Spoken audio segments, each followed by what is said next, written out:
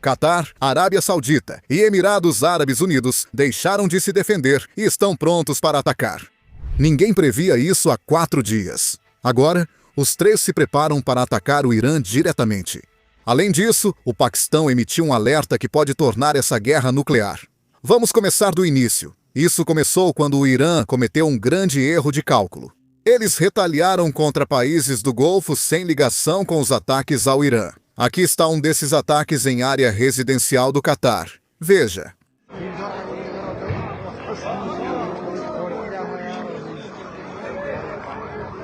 Eu não gosto disso.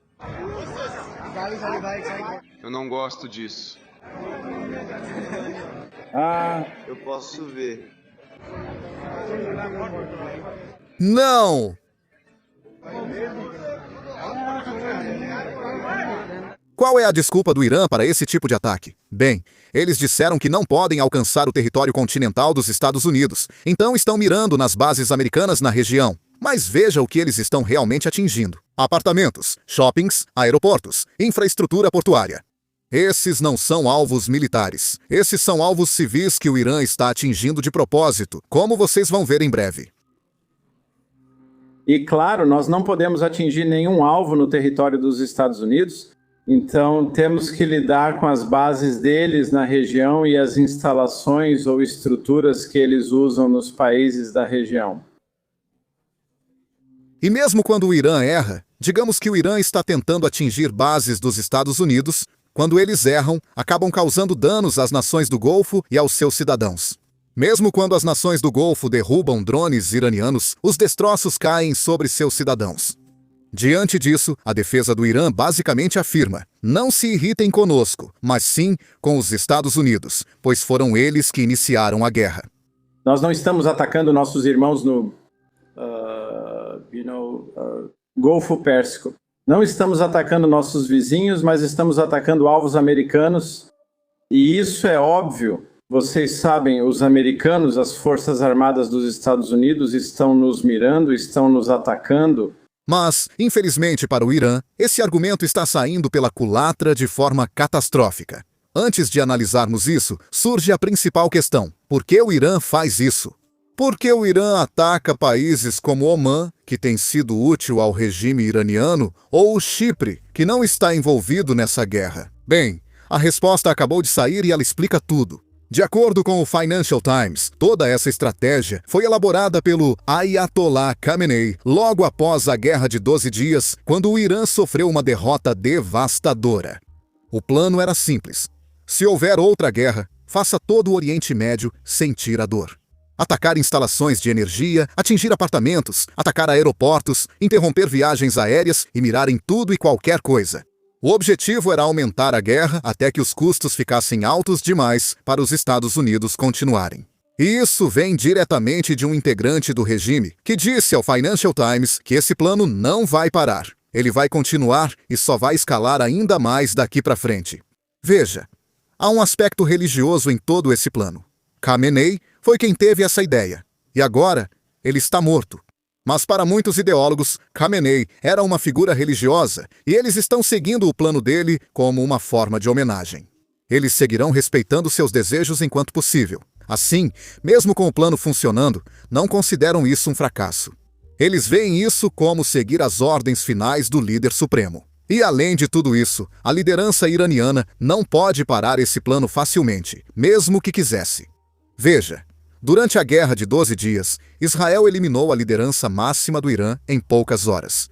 E isso atrasou a retaliação do Irã por 2 dias, porque todos os comandos vinham de cima. Desta vez, o Irã se preparou para isso. As unidades militares são independentes e seguem instruções pré-definidas do Ayatollah Khamenei. Eles não precisam de ordens de uma liderança inexistente, como confirmou o ministro das Relações Exteriores a Al Jazeera. Todas as pequenas unidades dentro da Guarda Revolucionária Islâmica e outras unidades militares que o Irã possui têm total liberdade para realizar retaliações por conta própria. Mas veja, há algo que o Irã não previu. Essa estratégia não está apenas pressionando os Estados Unidos a recuar. ela está empurrando toda a região a entrar na guerra contra o Irã.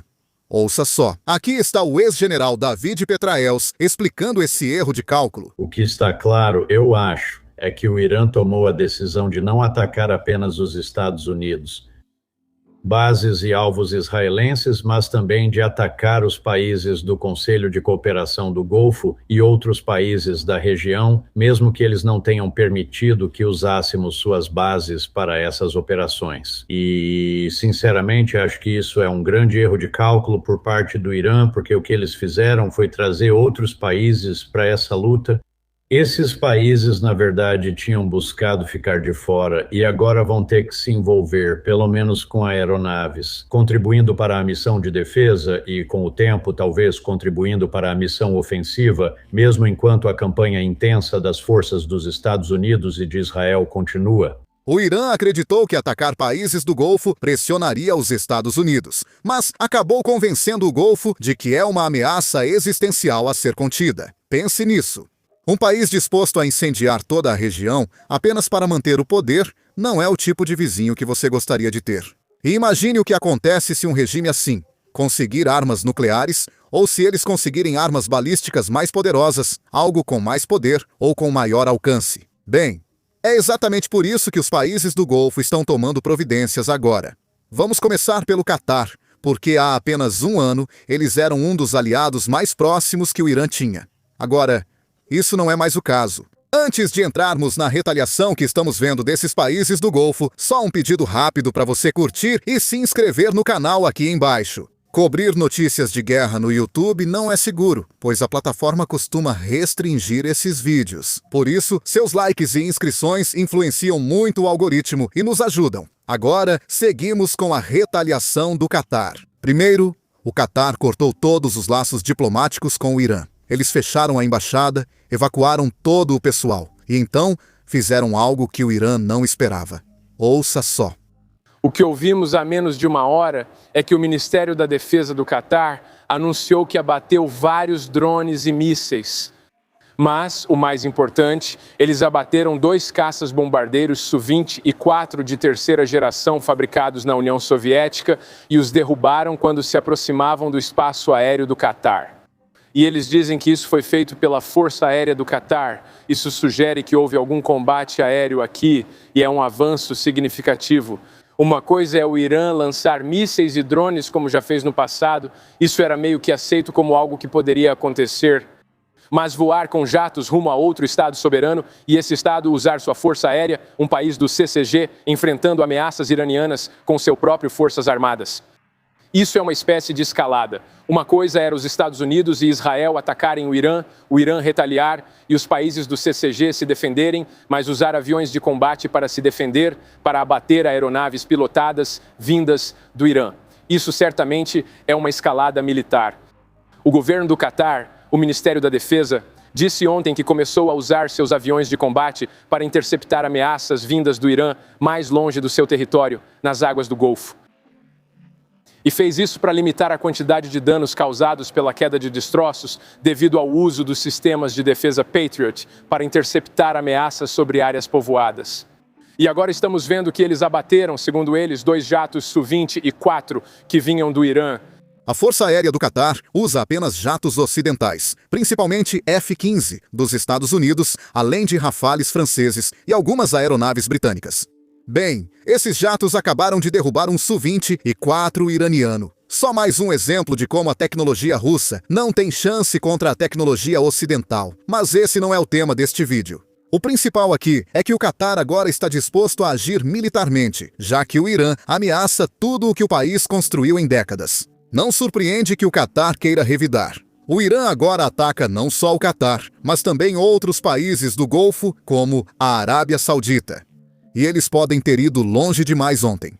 Ontem, o Irã atacou Ras Tanura, a refinaria de petróleo da Arábia Saudita.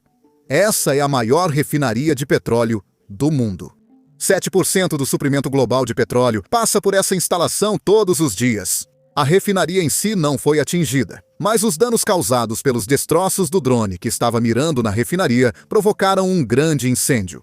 E devido a esse risco, a Arábia Saudita fechou a refinaria. a maior do mundo, agora interrompeu todas as operações após os ataques iranianos.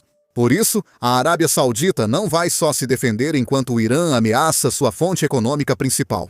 Segundo diplomatas ocidentais, Arábia Saudita, Emirados Árabes Unidos e Catar devem se juntar em breve a ataques contra o Irã. Na verdade, temos alguns relatos dizendo que o Catar já realizou ataques dentro do Irã em retaliação aos ataques ao aeroporto de Doha, um dos aeroportos internacionais mais movimentados do mundo.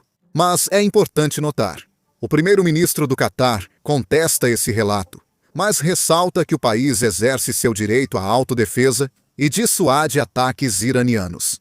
Agora, tenham eles atacado ou não, a mensagem aqui é clara. Esses países estão se preparando para atacar. Fontes militares e diplomáticas na região me disseram: a Arábia Saudita está muito perto de permitir que sua força aérea ataque alvos dentro do Irã, depois de enfrentar ataques sem precedentes de mísseis e drones contra seus civis, incluindo mísseis lançados hoje contra Daman, sua quinta maior cidade. Abre aspas. As próximas 24 horas serão intensas, me disseram. Uma linha foi cruzada, afirmou uma autoridade importante do Golfo para mim. O que é realmente extraordinário, Harris, sobre esse desdobramento é que isso não teria sido possível se Israel não tivesse sido incluído no Comando Central dos Estados Unidos no final do primeiro governo Trump. Realizar ataques aéreos exige uma enorme prevenção de conflitos e coordenação.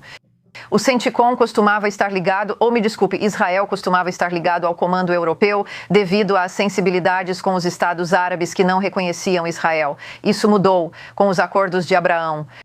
Nenhum funcionário dos Estados Unidos morreu ou ficou ferido quando a Embaixada dos Estados Unidos em Riad foi atingida por pelo menos 2 drones iranianos Shahed na noite passada. A embaixada estava praticamente vazia no momento. Existe uma divisão de tarefas agora em relação aos alvos. Israel está mirando a liderança iraniana. Como aquela reunião que o Trey mencionou, dos principais estudiosos religiosos em Qom, mais cedo hoje, onde os principais líderes religiosos remanescentes do Irã estavam se reunindo para decidir o sucessor do líder supremo aliado, o líder supremo Ayatollah Khamenei. 4 dias atrás, isso era imprevisível. Os estados do Golfo estavam neutros e impediam os Estados Unidos de usar bases e espaço aéreo contra o Irã. E agora eles estão se preparando para entrar diretamente na guerra. O Irã não tem ninguém para culpar além de si mesmo. Mas em tudo isso, há uma dimensão que todos estão esquecendo, e é uma das mais perigosas: Paquistão. No ano passado, o Paquistão firmou um acordo de defesa mútua com a Arábia Saudita, um pacto de proteção nuclear similar à OTAN. Um ataque à Arábia Saudita é considerado um ataque ao Paquistão, e um ataque ao Paquistão é considerado um ataque à Arábia Saudita. Eles devem se defender mutuamente. Bem, adivinha só? O ministro das Relações Exteriores do Paquistão alertou o Irã. Se continuarem atacando a Arábia Saudita, devem considerar o acordo de defesa mútua entre Arábia Saudita e Paquistão. Vale lembrar, o Paquistão é o único país muçulmano com armas nucleares. Se o Irã seguir atacando a Arábia Saudita, o conflito pode virar nuclear. Não com armas americanas, mas com armas paquistanesas. E aqui está a cruel ironia. O Paquistão tem uma grande população xiita, o mesmo ramo islâmico que o líder supremo do Irã afirma liderar. E agora, o Paquistão vai se voltar contra o Irã.